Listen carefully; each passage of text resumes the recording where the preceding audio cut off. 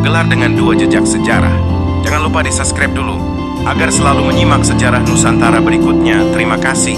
Assalamualaikum warahmatullahi wabarakatuh. Haji adalah gelar yang memiliki makna ganda, lahir dari 2 jejak sejarah yang berbeda. Di Asia Tenggara, khususnya dalam budaya Islam Nusantara, gelar ini diberikan kepada seseorang yang telah menunaikan ibadah haji. Kata haji berasal dari bahasa Arab yang merupakan bentuk isim fa'il, partisip aktif dari kata kerja haj atau kata benda haj yang berarti ibadah haji. Dalam transformasinya ditambahkan sufiks nisbah sehingga menjadi haji. Namun sebelum Islam hadir di Nusantara, gelar ini telah dikenal dalam kebudayaan pra-Islam pada era Hindu-Buddha. Pada masa itu haji atau ajib adalah gelar yang disematkan pada raja atau pemimpin. Dengan demikian, gelar ini menyimpan 2 warisan, budaya, religiusitas Islam, dan sejarah tradisional Nusantara. Haji dalam tradisi Islam, gelar dan penghormatan. Pada masa Hindia Belanda, seseorang yang baru saja menunaikan haji biasanya dikenali melalui penampilan khas mereka, seperti pakaian bergaya Arab. Sebuah lukisan karya August van Beers pada tahun 1854 menggambarkan seorang haji dengan pakaian khas ini. Gelar haji yang lazim ditulis di depan nama dan sering disingkat H menjadi simbol kebanggaan sekaligus kewibawaan di masyarakat. Mereka yang menyandang gelar ini sering dianggap sebagai panutan moral dan religius. Penggunaan gelar ini tidak hanya terbatas di Nusantara. Di berbagai negara, gelar ini memiliki padanan lokal.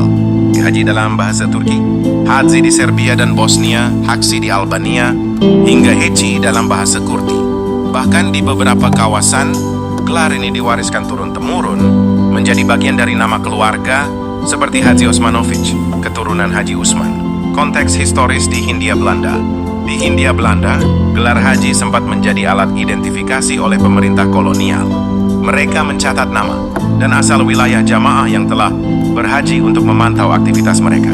Pemerintah mencurigai para haji sebagai pembawa ideologi perlawanan, terutama setelah gelombang pemberontakan yang terinspirasi oleh pemikiran Wahabi, seperti yang dilakukan oleh Pangeran Diponegoro dan Imam Bonjol. Untuk mengontrol mereka, pemerintah kolonial bahkan mengkarantina jamaah haji di Pulau Cipir dan Pulau Onrust, mencatat mereka secara detail. Kontroversi gelar haji. Tidak semua ulama setuju dengan tradisi pemberian gelar haji. Ulama Salafiyah seperti Syekh Shalih As-Suhaimi mengkritik praktik ini sebagai bentuk riya, pamer yang tidak memiliki landasan dalam ajaran Nabi Muhammad SAW maupun para sahabatnya. Sebagian berargumen, jika gelar haji digunakan, kalau ada gelar untuk rukun Islam lainnya seperti salat atau zakat, tidak pernah kita mendengar gelar H. Muhammad atau H. Abu Bakar. Haji dalam kebudayaan pra-Islam. Sebelum Islam datang, haji atau haji adalah gelar yang disematkan kepada raja atau pemimpin di Nusantara. Gelar ini dianggap setara dengan raja, namun posisinya di bawah maharaja. Jejak gelar ini dapat ditemukan dalam prasasti-prasasti kuno. Misalnya, legenda Jawa mencatat nama Aji Saka sebagai pembawa peradaban dan aksara di Jawa. Gelar ini juga digunakan oleh Raja Sunda Pajajaran, Prabu Siliwangi, yang dalam prasasti batu tulis disebutkan sebagai Sri Baduga Maharaja Ratu Haji di Pakuan Pajajaran. Di masa itu, haji melambangkan pemimpin agung yang dihormati. Hajjah, bentuk feminin. Untuk perempuan muslim yang telah menunaikan haji, gelar yang digunakan adalah hajjah, disingkat hajjah. Penggunaan gelar ini tetap memiliki status kehormatan yang sama, makna yang melampaui waktu.